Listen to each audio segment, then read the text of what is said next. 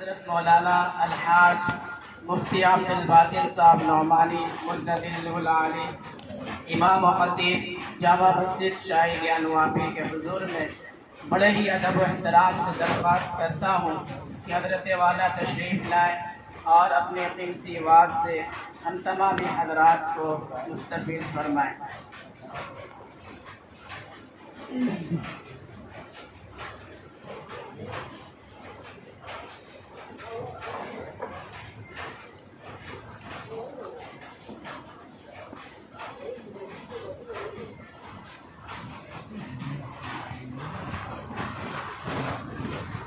بسم اللہ الرحمن الرحیم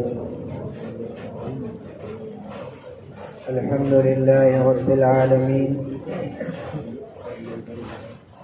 والعاقبة للمتقین والصلاة والسلام على سید الانبیاء والمرسلین سيدنا ونبينا ومولانا محمد وعلى آله وأصحابه أجمعين وعلى من تبعهم بإحسان إلى يوم الدين. أما بعد، فأعوذ بالله من الشيطان الرجيم. إنما يعمر مساجد الله من آمن بالله واليوم الآخر. صدق الله العظيم. وعن أبي هريرة رضي الله تعالى عنه قال: قال رسول الله صلى الله عليه وسلم: أحب البلاد إلى الله مساجدها وأبغض البلاد إلى الله أسواقها، أو كما قال عليه الصلاة والسلام. درود شریف پڑھنے اللهم صل على سيدنا ونبينا ومولانا محمد وعلى آل سيدنا ونبينا ومولانا محمد وعلى آله وبارك وسلم. محترم و مکرم علماء کرام، معزز حاضرین، بزرگوں، دوستوں، بھائیوں، بہنوں،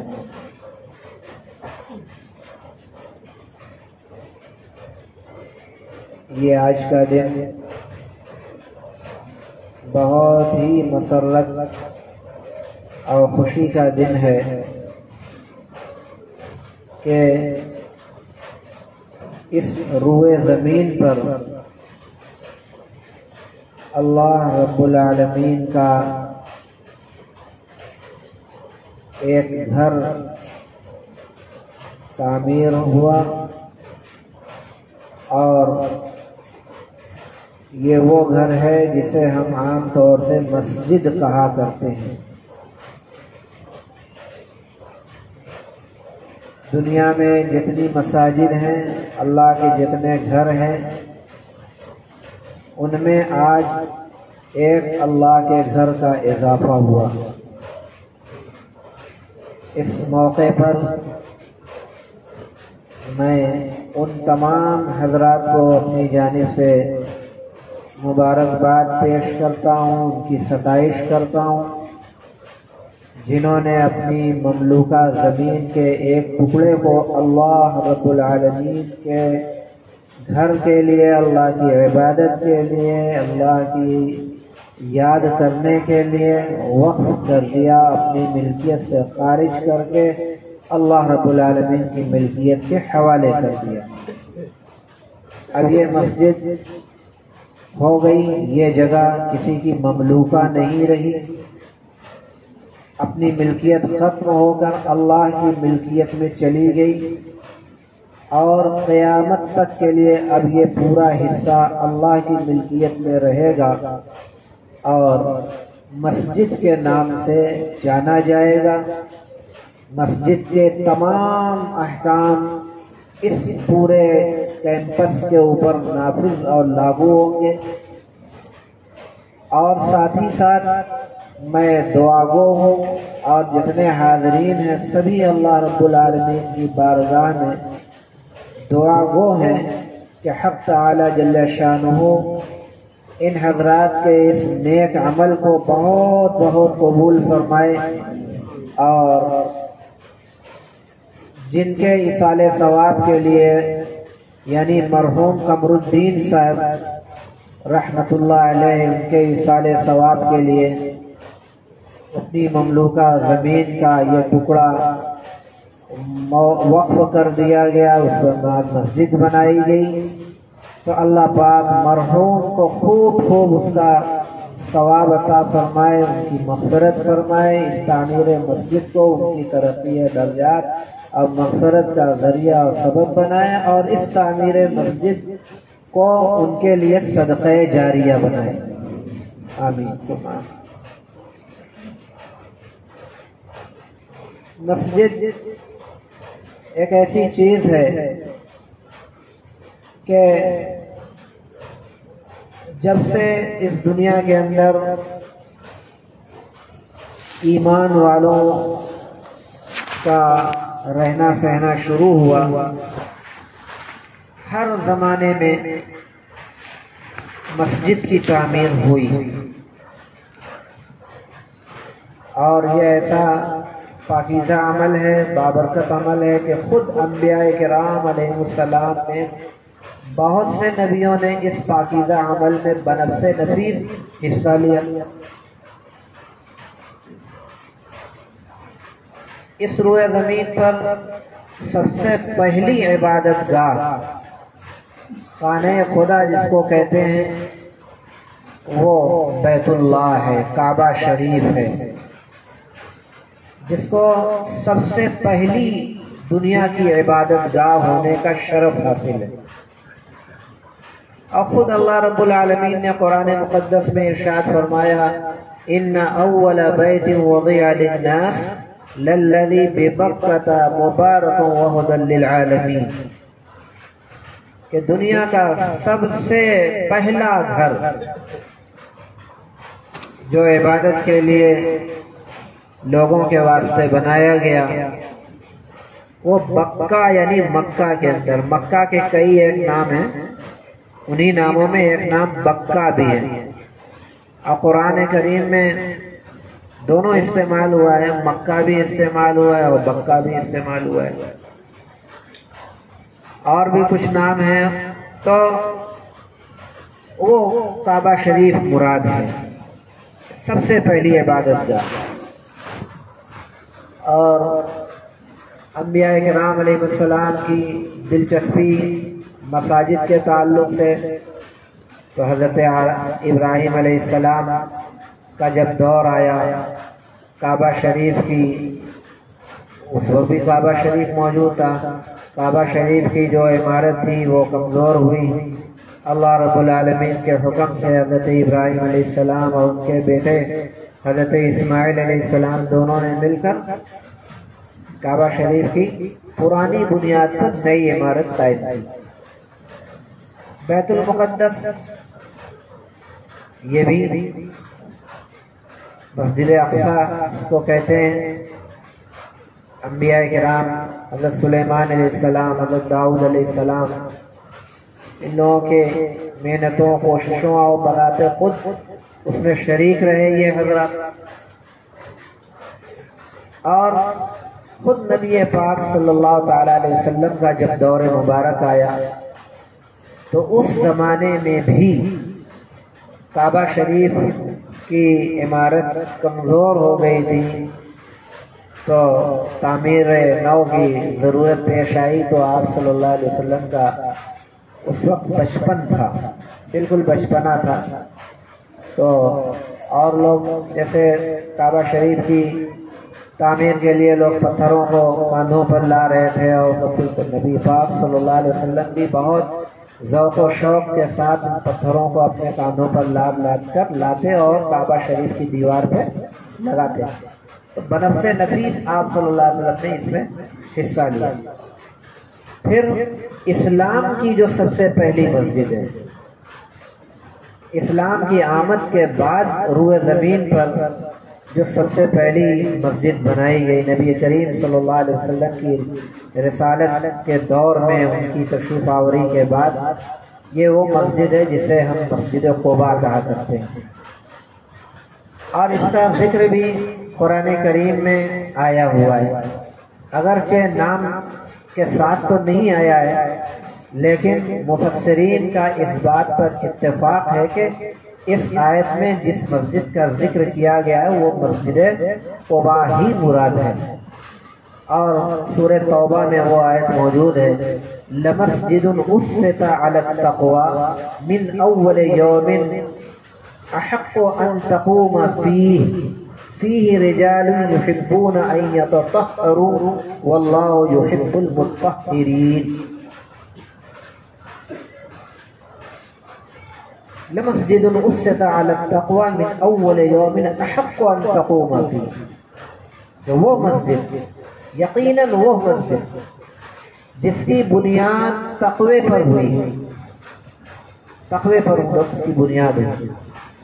نبی پاک صلی اللہ علیہ وسلم سے خطاب کر کے اللہ نے فرمایا کہ آپ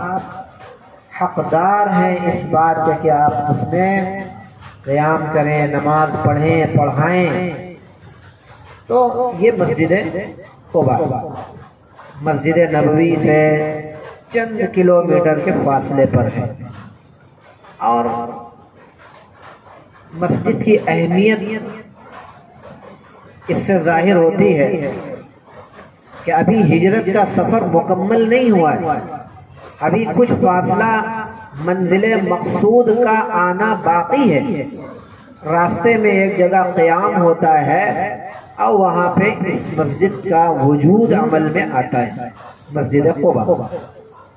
اس کے بعد پھر آگے بڑھتے ہیں اور مسجد نبوی جہاں پہ قائم ہے، پھر وہاں پہ جہاں آپ صلی اللہ علیہ وسلم کو ٹھہرنا تھا، حضرت سیدنا ابو ایوب انصاری رضی اللہ تعالیٰ عنہ کے مکان کے مکان پر ٹھہرنا تھا، تو وہاں ٹھہرنے کے بعد سب سے پہلا کام جو ہوا وہ مسجد کی تعمیر، اور یہ وہی مسجد تعمیر ہوئی جسے ہم مسجد نبوی کے نام سے جانتے ہیں۔ اور پھر اس کے بعد جیسے جیسے مسلمانوں کی تعداد بڑھتی گئی، آبادیاں بڑھتی گئیں، جہاں جہاں دین اسلام کی روشنی پھیلتی گئی اور دین و اسلام پر چلنے والے لوگ پیدا ہوتے گئے، ان کی تعداد میں اضافہ ہوتا گیا، تو ضرورت کی بنیاد پر مساجد تعمیر ہوتی، اور آج الحمدللہ پوری دنیا کے اندر کوئی بھی ایسا علاقہ نہیں ہوگا جہاں مسلمان بستے ہوں اور وہاں مسجدیں نہ ہوں۔ جہاں مسلمان بسیں گے وہاں مساجد موجود ہوگی، چاہے ایک ہی دو مسجد ہو لیکن مسجدیں ہوتی۔ اور یہ مسجدوں کی تعمیر اور مسجدوں کا قائم کرنا یہ ایمان کی بنیاد پہ ہوتا ہے۔ جس کا ایمان جتنا پختہ اور مضبوط ہوتا ہے اتنے ہی توجہ اس کی مسجد کی تعمیر کی طرف ہوا کرتی ہے، جیسا کہ خود اللہ تعالیٰ نے ارشاد فرمایا انما یعمر مساجد اللہ من آمن باللہ والیوم الآخر، کہ اللہ کی مسجدوں کی تعمیر وہی لوگ کرتے ہیں جو آخرت پر اور قیامت کے دن پر، اللہ پر، آخرت پر، قیامت کے دن پر ایمان لاتے ہیں، ایمان رکھتے ہیں، یعنی ان کا ایمان اللہ پر، آخرت پر، قیامت کے دن پر ایک دم پختہ، کامل اور مضبوط ہوا کرتا ہے۔ ان لوگوں کو ہی فکر ہوتی ہے کہ بھئی مساجد کی بھی تعمیر ہونی چاہیے، اور اس کی فضیلت بھی بیان فرمائی گئی۔ نبی پاک صلی اللہ تعالیٰ علیہ وسلم نے ان لوگوں کے لیے بڑی خوشخبری سنائی ہے، فضیلت بیان کی ہے جو لوگ مسجدوں کی تعمیر کرتے ہیں۔ ایک بہت مشہور حدیث آپ عموماً تعمیر مسجد کے موقع پر سنا کرتے ہیں کہ من بنا للہ مسجدا بنا اللہ لہ بیتا فی الجنہ، یہ بخاری اور مسلم کی حدیث ہے کہ جو آدمی اللہ رب العالمین کے لیے، یعنی اللہ کی خوشنودی کے لیے اللہ کی رضا حاصل کرنے کی غرض سے مسجد کی تعمیر کرتا ہے، اللہ رب العالمین اس کے لیے جنت میں گھر تعمیر کرتے ہیں۔ اور اس حدیث کا مصداق صرف وہی لوگ نہیں ہیں جو لوگ تنے تنہا اپنے ذاتی پیسے سے پوری مسجد بنوا دیں، صرف وہ لوگ نہیں بلکہ وہ لوگ بھی اس بشارت اور فضیلت میں شامل ہیں جنہوں نے مسجد کی تعمیر میں کسی قدر حصہ لیا۔ بھائی ظاہر سی بات ہے کہ ہر آدمی اتنی وسعت نہیں رکھتا کہ تنے تنہا مسجدیں تعمیر کرائے، تو اگر کہیں مسجد تعمیر ہو رہی ہے، اگر اس میں کوئی آدمی تھوڑا سا شرکت کر لیتا ہے کسی طریقے سے بھی، مالی اعتبار سے، وقت کے اعتبار سے، یا کسی اعتبار سے بھی اس کی معاونت ہوتی ہے، تعاون ہوتا ہے، تو وہ بھی اس بشارت کے اندر شامل ہے۔ انشاءاللہ اللہ کے اس کو بھی اس کا پورا اجر ملے گا۔ اور مساجد کی بھی بذات خود اہمیت بیان کی گئی کہ یہ جو مساجد ہیں، پہلی بات تو کہ مساجد کی جو اہمیت ہے خود قرآن کریم میں بھی اللہ نے بیان فرمایا کہ یہ جو مسجدیں ہیں ان کو ہلکے میں نہ لو۔ یہ کوئی ایسا نہیں کہ بس کسی نے جی چاہا اپنا مسجد بنوا دی، مسجد کے نام پر ایک عمارت چار دیواری کھڑی کر کے چھت اس پر قائم کر دی، نماز ہونے لگی، نہیں۔ بہت ہی اہمیت کی یہ حامل ہے یہ جگہ جو مسجد کے نام سے تعمیر کی گئی اور اللہ کی راہ میں اس کو بنا کر عام مسلمانوں کے لیے وقف کر دی گئی، تو یہ بہت ہی اہمیت کی جگہ ہے۔ اور قرآن کریم میں مسجد کی اہمیت کو اللہ نے یوں بیان فرمایا کہ وَأَنَّ الْمَسَاجِدَ لِلَّهِ فَلَا تَدْعُوا مَعَ اللَّهِ أَحَدًا، یہ مسجدیں اللہ کے لیے ہیں، یہ مسجدیں اللہ کے لیے، اور جس چیز کی نسبت اللہ کی طرف ہو گئی تو ظاہر سی بات ہے کہ اس کی اہمیت کے اندر اضافہ ہونا ہی ہونا ہے۔ چنانچہ یہ مسجدیں اللہ کی طرف منسوب ہیں، اللہ کی مسجدیں ہیں، اللہ کی عبادت کرنے کی جگہیں ہیں، یہ بہت ہی پاکیزہ، محترم و مکرم اور بہت ہی مقدس جگہیں ہیں، ان کی نسبت براہ راست اللہ کی طرف۔ اسی لیے اللہ نے فرمایا کہ بس یہ مسجد ہے، اللہ کے لیے بنائی گئی ہے، تو اللہ ہی کی عبادت اس کے اندر ہونی چاہیے، اللہ کے علاوہ کسی اور چیز کی عبادت نہیں ہونی چاہیے۔ اللہ کے لیے عبادت کیا جائے، ذکر کیا جائے، تلاوت کی جائے، اللہ کو یاد کیا جائے، اور دنیا کا کوئی بھی کام مسجد میں نہ کیا جائے۔ احادیث موجود ہیں اور دینی تعلیمات اس تعلق سے موجود ہیں، اور واضح طور پر بتلایا گیا ہے کہ مساجد کا ادب اور احترام ہر ایک مسلمان مرد و عورت کے اوپر لازم اور ضروری ہے، اور مساجد کے ادب و احترام کے تقاضوں میں ایک تقاضا یہ بھی ہے کہ اس میں دنیاوی بات چیت نہ کی جائے۔ دین کی بات ہو سکتی ہے، دنیاوی بات چیت نہ کی جائے، شور و ہنگامہ نہ کیا جائے، بلند آواز سے باتیں نہ کی جائیں، اور قرب قیامت کی علامت اور نشانی بتلائی گئی حدیث کے اندر کہ قیامت کی جب قیامت کا دن قریب ہوگا تو مسجدوں کا ادب و احترام اٹھتا جائے گا، اور اس طریقے سے کرتے کرتے مسجدوں میں آوازیں بلند ہوں گی اور مسجدوں کے اندر دنیاوی باتیں ہوں گی۔ تو ہمیں افسوس کے ساتھ کہنا پڑ رہا ہے کہ آج اس طریقے کی صورتحال دیکھنے کو مل رہی ہے، اور ایسا محسوس ہو رہا ہے کہ اب مسجدوں کا ادب و احترام باقی نہیں رہا، الا ماشاءاللہ عام طور سے یہ دیکھنے میں آتا ہے کہ جو ادب و احترام مساجد کا ہونا چاہیے وہ نہیں رہا۔ اس پر ہم تمام لوگوں کو بہت ہی خیال کرنا چاہیے، اور اس تعلق سے جو کچھ بھی کہیں بھی لاپرواہی اور غفلت ہو رہی ہو تو ہمیں اس پر خود بھی احتیاط کرنی چاہیے، اور اگر کہیں ایسا ہو رہا ہو تو خود بھی جا کر ان کو روکنا، سمجھانا، بتلانا، یہ سب ہم لوگوں کی ذمہ داری ہے۔ اور ایک حدیث میں نے خطبے کے اندر پڑھی، مساجد کی اہمیت کے تعلق سے وہ حدیث ہے، حضرت سیدنا ابو ہریرہ رضی اللہ تعالیٰ عنہ سے مروی ہے، فرماتے ہیں کہ نبی کریم علیہ الصلوۃ والسلام نے ارشاد فرمایا کہ احب البلاد الی اللہ مساجدها، کہ اللہ رب العالمین کے ہاں سب سے محبوب جگہیں، اس دنیا کے اندر سب سے محبوب، سب سے پسندیدہ جگہیں وہ اس روئے زمین کی مسجدیں، وہ حصے ہیں، وہ عمارت ہے جو مسجد کے نام پر تعمیر کر دی گئی، اب مسجد بنا دی گئی۔ اور اب غزو البلاد الی اللہ اسواق، کہ دنیا میں جو سب سے ناپسندیدہ، مکروہ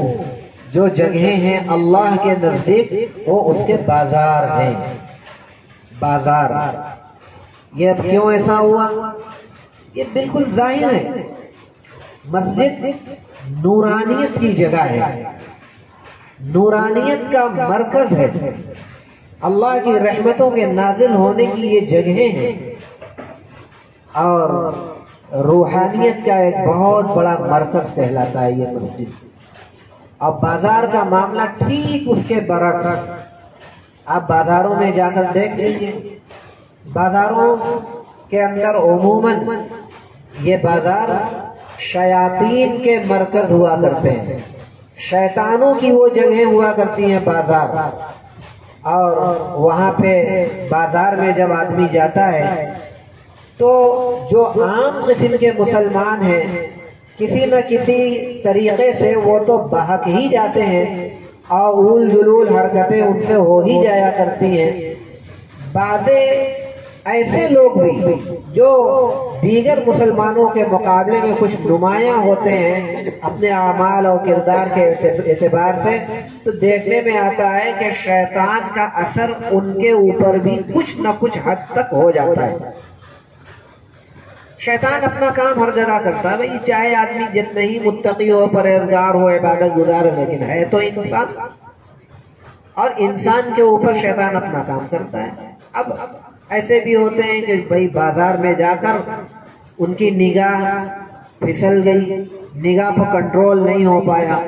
کبھی کبھی زبان پر بھی کنٹرول نہیں ہو پایا، سامان کے لین دین کے معاملے میں غلط بیانی بھی ہو جاتی ہے، جھوٹ بھی بول دیتے ہیں، اور بھی مختلف ناپسندیدہ نقل و حرکت بازاروں میں جا کر ہو جایا کرتی ہے۔ اسی لیے کہا گیا کہ یہ بازار یہ اللہ کے یہاں سب سے ناپسندیدہ اور مکروہ جگہ ہے، اور سب سے پسندیدہ اور پاکیزہ جگہ روئے زمین پر اللہ کے نزدیک جو ہے وہ مسجد ہے۔ تو یہ اللہ کے عبادت کے لیے یہ تعمیر مسجد کی گئی ہے، اور ابھی تو آپ دیکھ رہے ہیں کہ یہ مسجد ایسے ہی سادگی کے ساتھ بنا دی گئی ہے، تعمیر کر دی گئی ہے۔ انشاءاللہ جیسے جیسے وقت گزرتا جائے گا تعمیری کام بھی پورا ہوتا جائے گا، اور تعمیر کے جو مراحل ہیں انشاءاللہ آہستہ آہستہ دھیرے دھیرے دھیرے وہ سب تکمیل کو پہنچتے رہیں گے۔ اس تعلق سے ایک بات میں یہ کہوں کہ مساجد کی جو تعمیر ہوتی ہے تو اس میں بہت ہی شوق، ذوق، حوصلے اور ولولے کے ساتھ یہ کام کیا جاتا ہے، اور بہت ہی شوق و ذوق کا اس کے اندر دخل ہوتا ہے، بڑے جذبات اس میں کار فرما ہوتے ہیں، لیکن کچھ دنوں کے بعد ایسا محسوس ہوتا ہے کہ مسجدوں کے تعلق سے جو جذبات تھے وہ آہستہ آہستہ سرد پڑنے لگتے ہیں۔ مسجد کی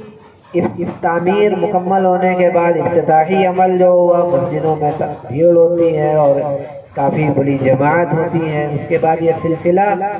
کچھ دنوں تک قائم و دائم رہتا ہے، لیکن اس کے بعد عموماً یہ دیکھنے میں آتا ہے کہ مساجد کے اندر یہ تعداد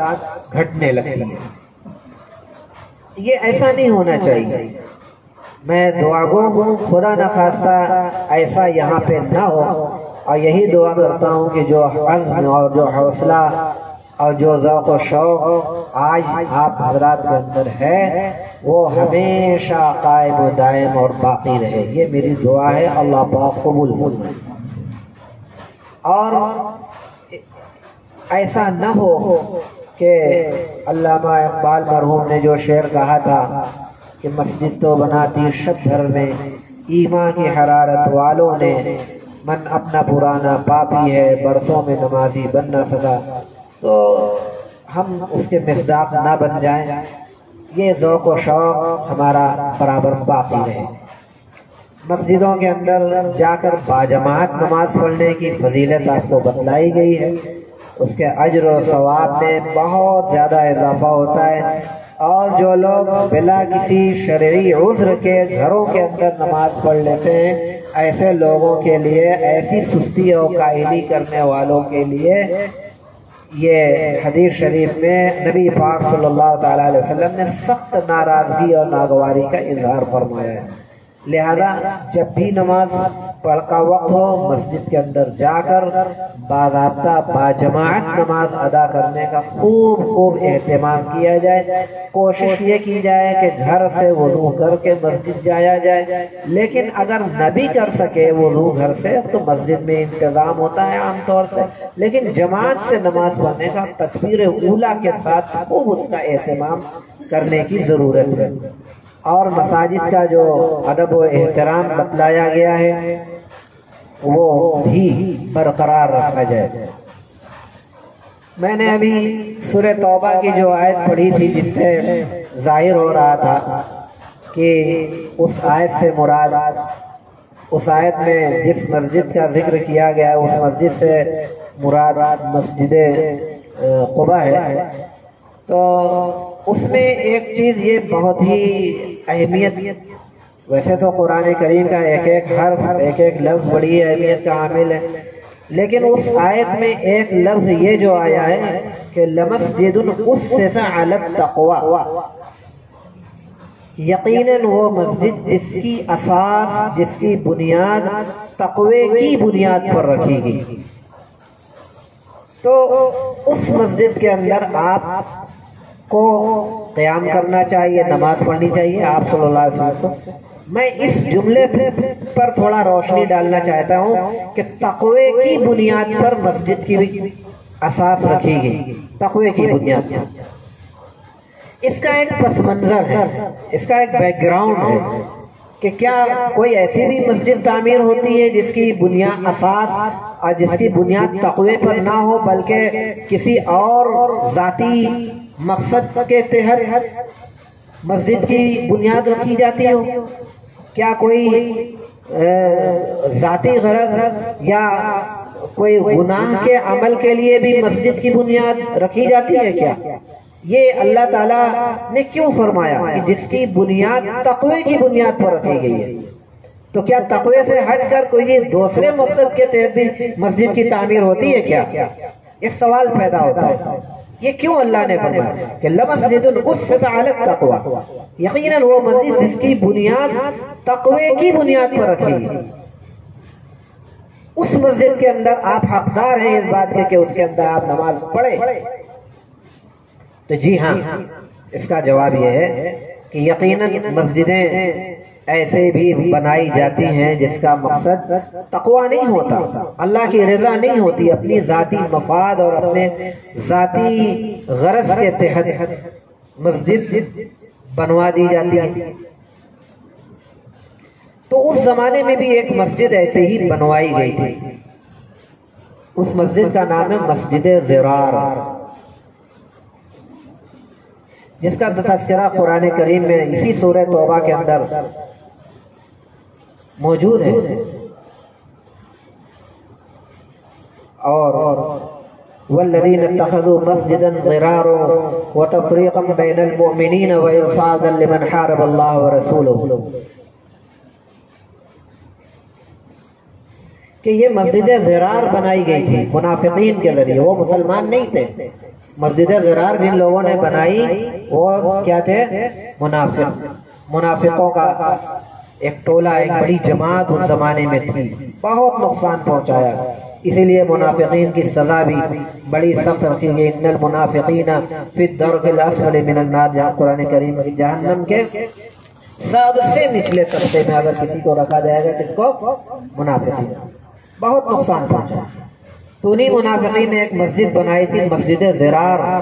اس کو کہتے ہیں، قرآن کریم اس کا نام مسجد ضرار۔ وہ مسلمانوں کو نقصان پہنچانے کی غرض سے بنائی گئی تھی، اللہ کی رضا خوشنودی بظاہر وہ کلمہ گو تھے،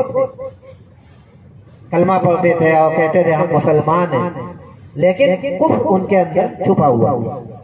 وَإِذَا لَقُوا الَّذِينَ آمَنُوا قَالُوا آمَنَّا وَإِذَا خَلَوْا إِلَىٰ الشَّيَاطِينِ قَالُوا إِنَّا مَعَكُمْ إِنَّمَا نَحْنُ مُسْتَهْزِئُونَ۔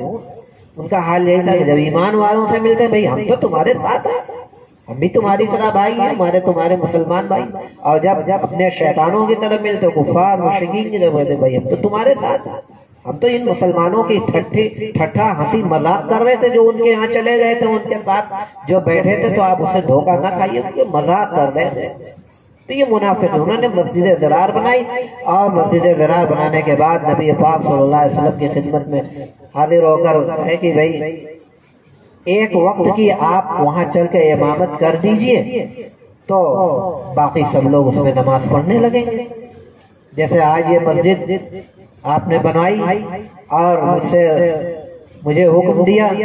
کہ ایک وقت کی نماز چل کے پڑھا دو اور اس کا افتتاح کر دو، تو اسی طریقے سے وہ لوگ بھی آئے نبی پاک صلی اللہ علیہ وسلم کے پاس کہ ایک وقت کی نماز چل کے پڑھا دیجئے اور پھر افتتاح ہو جائے گا وہ مسجد کا، اس کے بعد سارے لوگ نماز پڑھیں۔ تو اللہ کے رسول صلی اللہ تعالی علیہ وسلم کے اوپر فوراً وحی نازل ہوئی کہ قطعی نہیں جانا ہے، آپ کو مت جائیے، اور وہاں نہ جا کر اس مسجد کے اندر جائیے جس کی بنیاد تقوی کی بنیاد پر رکھی گئی، یعنی مسجد قباء۔ تو یہ باریکی بیان کرنے کا مقصد میرا کیا ہے؟ یہ مسجد جو بنائی گئی آج مجھے افسوس کے ساتھ کہنا پڑ رہا ہے کہ اس روئے زمین پر آج بھی کچھ مسجدیں ایسی بنائی جاتی ہیں جس کے بارے میں یہ کہا جائے کہ یہ تقوی کی بنیاد پر نہیں بنائی گئی ہیں تو بیجا نہیں ہوگا۔ بظاہر اس کے بنانے والے، زمین کی خریداری کرنے والے، اس کی بنیاد رکھنے والے، اس کے اندر پیسہ لگانے والے سب کے سب مسلمان ہیں، ان کو کافر نہیں کہتا، میں مشرک نہیں کہتا، منافق نہیں کہتا، ہیں مسلمان ہی وہ بھی، لیکن جو خلوص، جو للہیت اور جو مسجد کی تعمیر کا مقصد تھا، اس مقصد سے تھوڑا وہ ہٹ گئے، اور ایسی ذاتی غرض کے تحت مسجدوں کی تعمیر ہونے لگی، اور مقصد کیا ہے کہ وہاں سے ہم اپنی ایک الگ مسجد بنا کر ہم اپنی جس مکتب فکر سے، جس عقیدے سے، جس مسلک سے ہم جڑے ہوئے ہیں، ہم اس کی تبلیغ اور اس کی اشاعت کے لیے ہم یہ مسجد بنا رہے ہیں۔ چنانچہ ان کے یہاں جب وہ مسجد مکمل ہو جاتی ہے تو ان کے یہاں دروازے پر ایک بورڈ لگا دیا جاتا ہے کہ اس مسجد کے اندر فلاں فلاں فلاں فلاں فلاں لوگ نہیں آ سکتے۔ آپ نے دیکھا ہوگا، اور دیکھا نہیں ہوگا تو کہیں نہ کہیں سنا ضرور ہوگا، اور میں نے تو دیکھا بھی ہے، سنا بھی ہے کہ اس مسجد کے اندر باقاعدہ موٹے حروف میں لکھ کر بورڈ لگا کہ نام باقاعدہ ان کے مکتب فکر کا، ان کے مسلک کا نام لکھ کر کہ فلاں فلاں فلاں فلاں لوگ اس مسجد میں نہیں آ سکتے۔ بھئی مسجد کس کے لیے بنائی گئی؟ مسلمانوں کے لیے۔ جب تمام مسلمانوں کے لیے مسجد بنائے گی تو اس میں یہ بورڈ لگانا اور یہ کہنا کہ فلاں فلاں نہیں آ سکتا تو یہ کیا معنی رکھتا ہے؟ تو اس سے سیدھے سیدھے یہ مطلب نکلتا ہے کہ نہیں بھائی مسجد اللہ کے لیے نہیں بنائی، عام مسلمانوں کے داخلے کے لیے نہیں بنائی ہے، بلکہ اس کی غرض، اس کا مقصد کچھ اور ہے، تقوی کی بنیاد پر نہیں۔ تقوی کی بنیاد پر اگر وہ مسجد بنائی گئی ہوتی تو یہ بورڈ نہ لگتا، بالکل نہ لگتا۔ اور پھر ایسی بہت ساری ایک سلسلہ چلا ہے بنارس میں بھی اور دیگر صوبوں اور دیگر ملکوں میں اور پوری دنیا میں مختلف، تو یہ مزاج بالکل نہیں ہونا چاہیے۔ مجھے یہ جان کر بہت خوشی ہوئی، مجھے بتایا گیا کہ یہ مسجد الحمدللہ اس مقصد کے تحت نہیں بنائی گئی ہے کہ یہاں سے کسی خاص مسلک یا مکتب فکر کی نمائندگی یہاں سے ہوتی ہو، ایسا نہیں۔ تمام مسلمانوں کے لیے یہ مسجد وقف عام کی گئی ہے اور اس مسجد کے دروازے کو تمام لوگوں کے لیے کھولا گیا ہے، چاہے دیوبندی ہو، بریلوی ہو، اہل حدیث ہو، چاہے کسی بھی فرقے سے اس کا تعلق ہو، تمام اہل سنت والجماعت۔ دیکھو اہل سنت والجماعت جس کو سنی کہتے ہیں، ایک عام غلط فہمی کے اندر لوگ مبتلا ہو گئے کہ بھئی سنی کس کو کہتے ہیں؟ بھئی دو چیز ہے، ایک شیعہ ہے سنی، تو اس سنی کے اندر ایک خاص طبقے کے لوگوں کو شامل کر دیا گیا اور کہتے ہیں کہ سنی صحیح العقیدہ۔ تو سنی صحیح العقیدہ کے اندر ایک خاص گروپ اور ایک خاص جماعت کو شامل جو کر دیا گیا ہے، یہ بالکل سراسر غلط فہمی ہے۔ سنی صحیح العقیدہ کے اندر دیوبندی بھی شامل ہیں، بریلوی بھی شامل ہیں، اہل حدیث سارے کے سارے لوگ شامل ہیں۔ اہل سنت والجماعت جو کہا جاتا ہے ان تینوں کے مجموعے کو کہا جاتا ہے۔ ایسا نہیں ہے کہ اہل حدیث کو اہل سنت والجماعت کہہ سکتے ہیں اور سنی کہہ سکتے ہیں، دیوبندی کو سنی اور اہل سنت نہیں، سارے لوگ ہم تو سب کو اہل سنت والجماعت میں شامل مانتے ہیں۔ یہ الگ بات ہے کہ ایک گروہ ایسا ہے کہ جو صرف اپنے آپ کو اہل سنت میں شامل کرتا ہے، باقی لوگوں کو اس سے الگ مانتا ہے، یہ غلط ہے، وہ گمراہ کر رہے ہیں، حقیقت سے اس کا کوئی تعلق نہیں۔ صحیح بات تو یہ ہے کہ اہل سنت والجماعت جس کو سنی کہتے ہیں، تینوں لوگ شامل ہیں، اس میں سب شامل ہیں۔ اب کہتے ہیں سنی وہابی، سنی وہابی، یہ وہابی کی مسجد، یہ سنی کی مسجد۔ ارے وہ وہابی جس کو اہل حدیث وہابی کہتے ہیں وہ سنی نہیں ہے؟ کس نے کہا کہ سنی نہیں ہے؟ یا جو دیوبندی مطلب ہے جو یہ دیوبندی اور سنی، تو دیوبندی سنی نہیں کس نے کہہ دیا بھائی؟ اہل سنت والجماعت یہ تینوں سب لوگ اس میں شامل ہیں۔ تو یہ تفریق ختم کی جائے اور الحمدللہ اس مسجد کے جو قائم کرنے والے حضرات ہیں، یہ اس کی بنیاد تقوی کی بنیاد پر اس مسجد کا وجود عمل میں آیا الحمدللہ،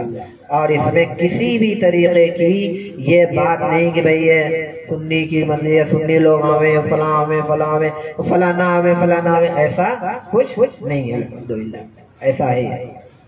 اس لیے سبھی حضرات مسجد بڑے ذوق و شوق کے ساتھ تعمیر ہوئی، اس کی تعمیر کا جو مقصد ہے اس مقصد کو پورا کرنے کی کوشش کی جائے، اس کے اندر جماعت کا اہتمام کیا جائے، نماز کا۔ اور دیکھیے مسجد نبی پاک صلی اللہ تعالیٰ علیہ وسلم کے زمانے میں مسجد جو تھی مسجد نبوی، اس میں سارا کام ہوا کرتا تھا۔ اس زمانے میں وہی مسجد نبوی دارالقضا کا بھی کام دیتی تھی، دارالافتاء کا بھی کام دیتی تھی، مسجد کا بھی کام دیتی تھی، پارلیمنٹ کا بھی کام دیا کرتی تھی، سارے امور وہاں سے انجام دیے جاتے تھے، سارا کام وہاں سے ہوتا تھا۔ باہر سے آنے والے جو وفد ہوتے تھے ان وفد کے ڈیلیگیشن جو بن کر آتا تھا وہ بھی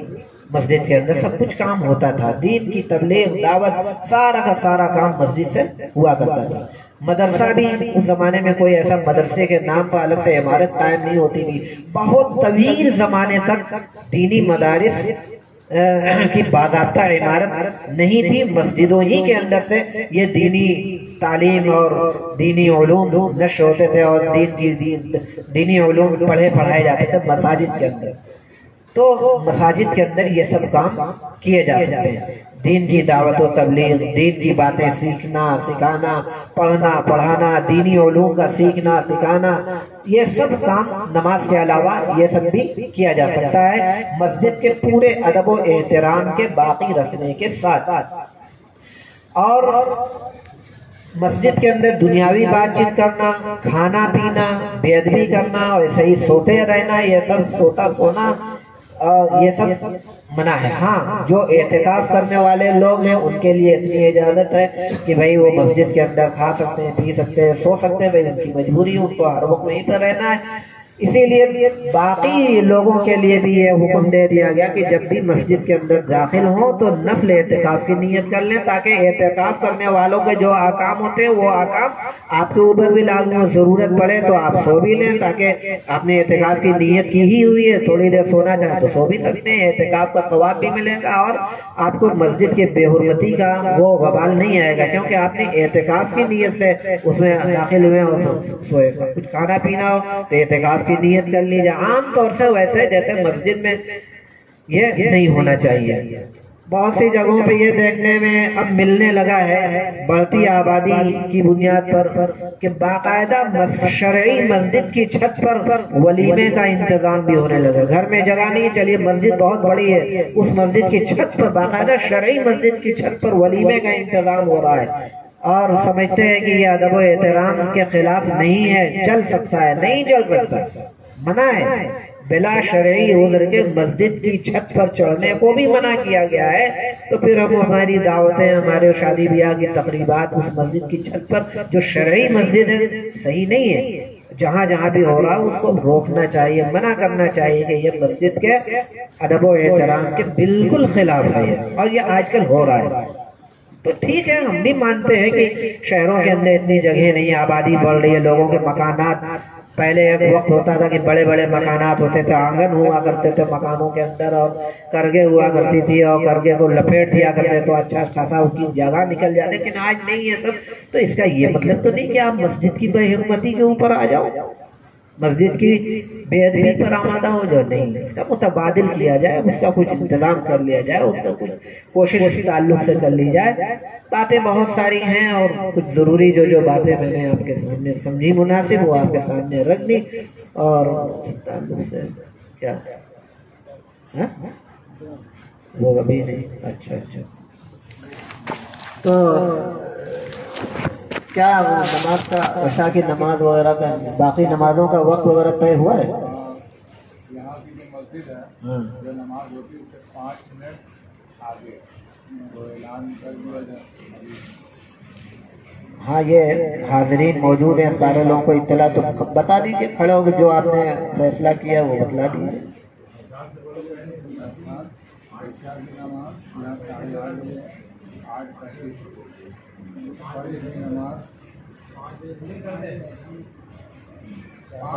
بھائی عشاء کی اذان 8:35 پہ ہے نا، 8:35، اور جماعت کتنے بجے؟ اچھا، جماعت اذان 8:20 پہ، 8:20 پہ آج سے 8:20 پر عشاء کی اذان اور 8:35 پر جماعت، اور فجر کی نماز انشاءاللہ 5 بجے ادا کی جائے گی، اور باقی ظہر عصر 1:05 پر ظہر کی جماعت ہوگی، اور 50 پہ اذان ہوگی، 12:50 پہ اذان ہوگی۔ عصر میں تو 5 عام طور سے جماعتیں ادھر 5 بجے ہو رہی ہیں، تو یہاں 5 منٹ لیٹ، یعنی 5:05 پر، اور 4:50 پہ اذان ہو جائے کرے گی، اور مغرب تو ایسے ہی ہے۔ تو ٹھیک ہے بھئی، یہ ضروری باتیں، یہ باتیں ذہن میں رکھیں، اور جو کچھ بھی اس تعلق سے باتیں بتلائی گئی ہیں،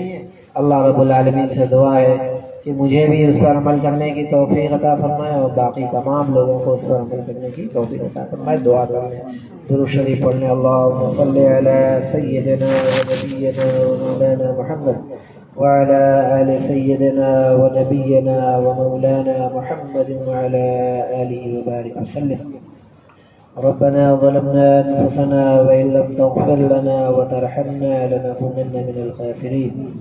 ربنا لا تجعلنا فتنة للقوم الظالمين ونجنا برحمتك من القوم الكافرين. اللهم وفقنا لما تحب وترضى واجعل آخرتنا خيرا من الأولى. ربنا هب لنا من أزواجنا وذرياتنا قرة أعين واجعلنا للمتقين إماما. اللهم أرنا الحق حقا وارزقنا اتباعه وأرنا الباطل باطلا وارزقنا اجتنابه. اللهم حبب إلينا الإيمان وزينه في قلوبنا وكره لنا الكفر والفسوق والعصيان واجعلنا من الراشدين. اے رب العالمین، یہ جو مسجد تعمیر ہوئی اور تیری عبادت کے لیے اس حصے کو وقف کر دیا، تیری ملکیت میں دے دیا گیا مسجد کے نام پر، اے اللہ جن لوگوں نے یہ عمل کیا، اے اللہ انہیں اپنے فضل، اس عمل کو اپنے فضل و کرم سے قبول فرما لے. اے اللہ اس کار خیر کو قبول فرما لے. جن لوگوں نے اس تعلق سے جو کچھ بھی تعاون کیا، اے اللہ انہیں جزائے خیر عطا فرما. اے اللہ جن لوگوں کے ایصال ثواب کے لیے یہ نیک عمل کیا گیا ہے، اے اللہ اسے ان کے حق میں قبول فرما، اور صدقہ جاریہ کا ثواب مرحومین کو عطا فرما جن کے ایصال ثواب کے لیے یہ نیک عمل کیا گیا. اے اللہ مرحومین کو اس کا نفع پہنچا، اور حدیث کے اندر جو کچھ آیا ہے کہ مرنے کے بعد بھی اس کا اجر و ثواب ملتا ہے، انہی چیزوں میں صدقہ جاریہ بھی ہے، تو یہ مسجد بھی اسی زمرے میں آتی ہے.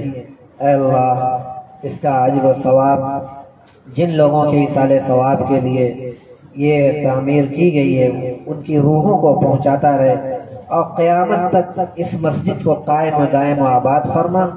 اور تمام نماز پڑھنے والوں کی نمازوں کو قبول فرما، انہیں اجر عظیم عطا فرما، اور ان کے ساتھ ساتھ مرحومین کے ایصال ثواب کے لیے جو مسجد بنائے گی انہیں بھی اس کا ثواب عطا فرما، اس کا فیض قائم و دائم و جاری و ساری فرما، اور قیامت تک انہیں اس کا فیض پہنچتا رہے. اے اللہ اس دعا کو اپنے فضل و کرم سے قبول فرما. جس عزم اور حوصلے کے ساتھ اے اللہ اس مسجد کو قائم کیا گیا، اس کی تعمیر کی گئی، اے اللہ ہمیشہ اسی عزم اور حوصلے اور ذوق و شوق کے ساتھ ہمیں باجماعت اس میں نماز ادا کرنے کی اور اس کو آباد کرنے کی اے اللہ توفیق محمد فرما. آج بہت سی مسجدیں ایسی ہیں جو نمازیوں کو سجدوں سے اور عبادتوں سے ویران ہیں. اے اللہ ان مسجدوں کے جو ارد گرد رہنے والے برادران اسلام ہیں انہیں ہدایت سے مالا مال فرما، ان مسجدوں کو ویرانی سے بچا کر اے اللہ انہیں قائم و دائم و آباد فرما، اور اسی طریقے سے اس مسجد کو بھی قائم و دائم و آباد فرما، نمازیوں کے سجدوں سے آباد فرما، نمازیوں کی تعداد سے اسے آباد فرما، گلزار فرما، ویرانی سے اللہ بچا لے، اور ہر قسم کے شر فساد سے اے اللہ اس کی حفاظت فرما. تمام لوگوں کو بہترین صلہ اور اس کا بدل دنیا میں بھی عطا فرما اور آخرت میں بھی عطا فرما. اس کے فیوض و برکات سے دنیا اور آخرت ہر جگہ سب کو مالا مال فرما. ربنا تقبل منا انك انت السميع العليم وتب علينا يا مولانا انك انت التواب الرحيم. وصلى الله على النبي الأمي الكريم وعلى آله وسلم تسليما.